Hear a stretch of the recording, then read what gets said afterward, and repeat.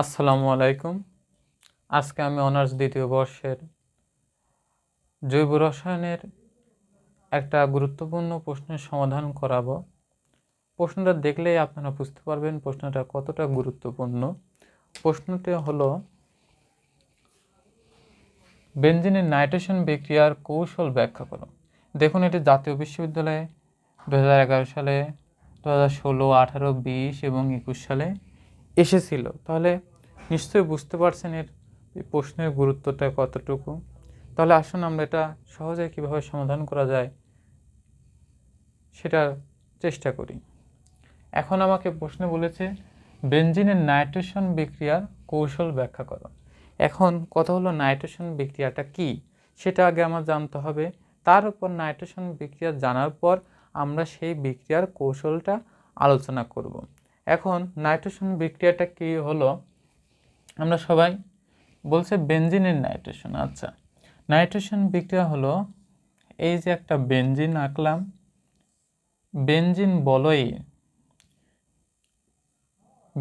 বলয়ের একটা হাইড্রোজেন পরমাণুকে যদি আমরা নাইট্রো গ্রুপ দ্বারা প্রতিস্থাপিত করি তাহলে তাকে নাইট্রেশন বিক্রিয়া বলে। যেমন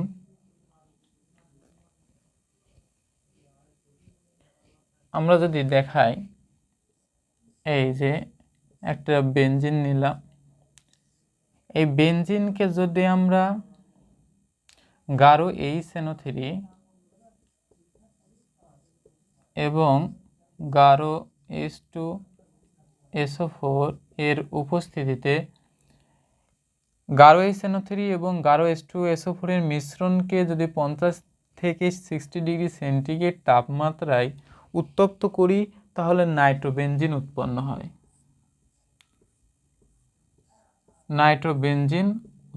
হয়। সঙ্গে উৎপন্ন হয় পানি।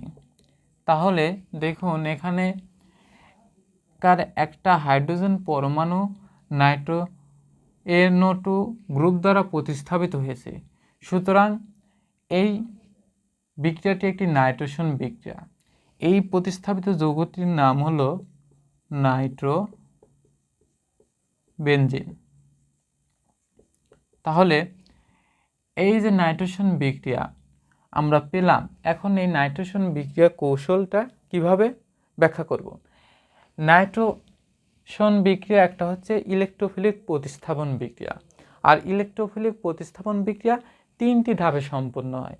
প্রথম ধাপে ইলেকট্রোফাইলের উৎপন্ন হয়, দ্বিতীয় ধাপে সিগমা কমপ্লেক্স উৎপন্ন হয় এবং তৃতীয় ধাপে গিয়ে প্রতিস্থাপিত যৌগ উৎপন্ন হয়। তাহলে আমরা বেনজিনের নাইট্রেশন বিক্রিয়ার একটা বেনজিনের নাইট্রেশন বিক্রিয়ার কৌশলটা ইলেকট্রোফিলিক প্রতিস্থাপন বিক্রিয়ার মাধ্যমে ব্যাখ্যা করতে পারি। কিভাবে দেখুন,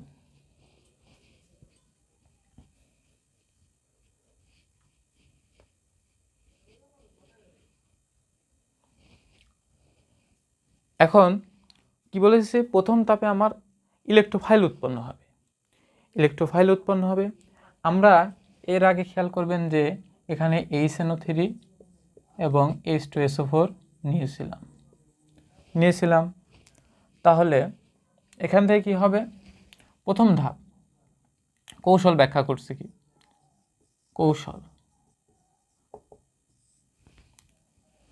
HNO3 এবং H2SO4 নিলাম।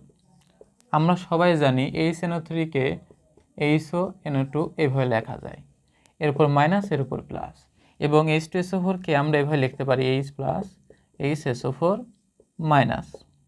তাহলে এখন কি হবে, এখানে এই যে আমরা ইলেকট্রোফাইল পেয়ে গেছি নাইট্রোনিয়াম আয়ন NO2 প্লাস, এবং এখানে বেস পেলাম HSO4 মাইনাস, বেস বা নিউক্লিওফাইল,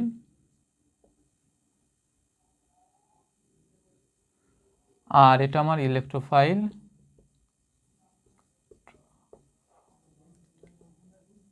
এবং সাথে পানি পেলাম।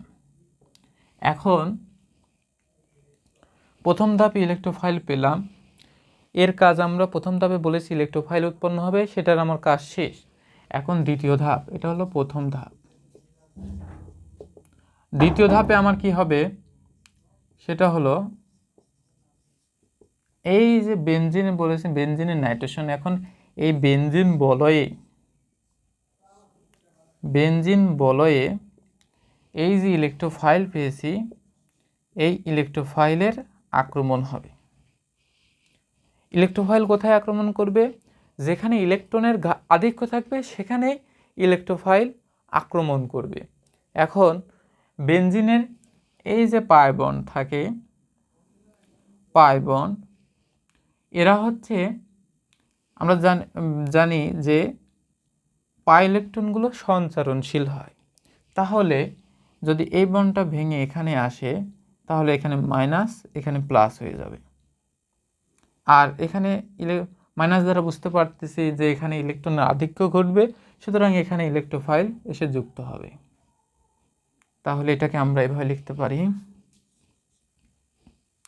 এই যে বেনজিন আঁকাইলাম, এখান থেকে বন্ড ভেঙে যাচ্ছে, তার মানে এখানে একটা প্লাস চার্জ আসবে, এবং এখানে ইলেকট্রন আধিক্য হচ্ছে, তার মানে এখানে NO2 যুক্ত হলো।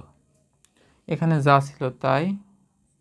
এখন এখানে ইলেকট্রনের ঘাটতি আছে, তাহলে এখানে এই বন্ড থেকে এখানে আসবে।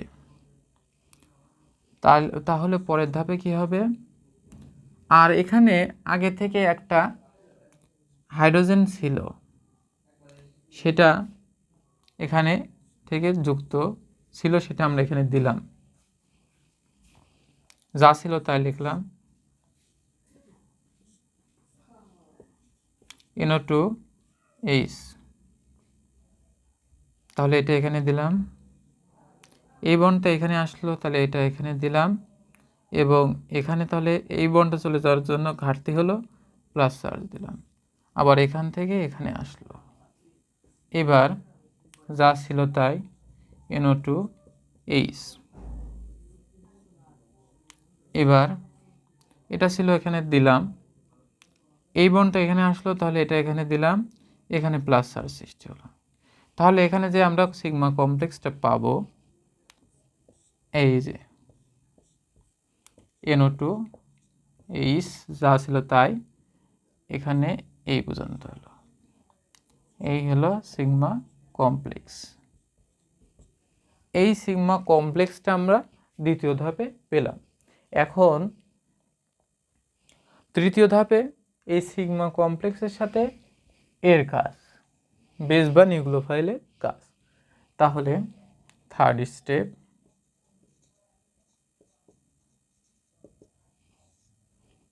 বা তৃতীয় ধাপে লিখি, তৃতীয় ধাপ।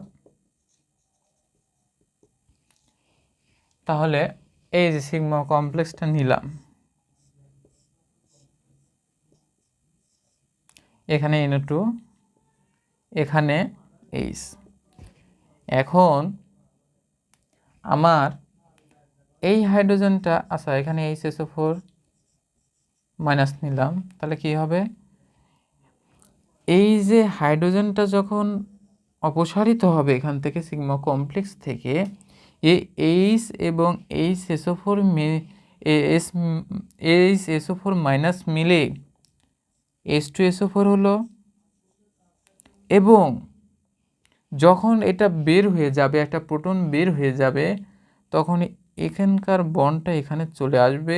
ফলে বেনজিনের যে বেনজিন বলয়ে যে 3টা পাই বন্ড থাকে, সেটা পূর্ণ হয়ে যাবে। পূর্ণ হয়ে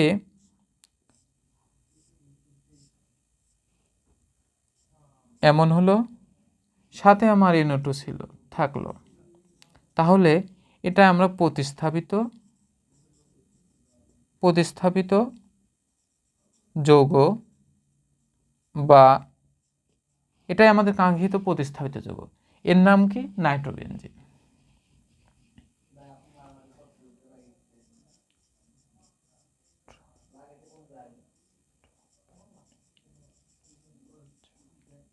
নাইট্রোবেনজিন।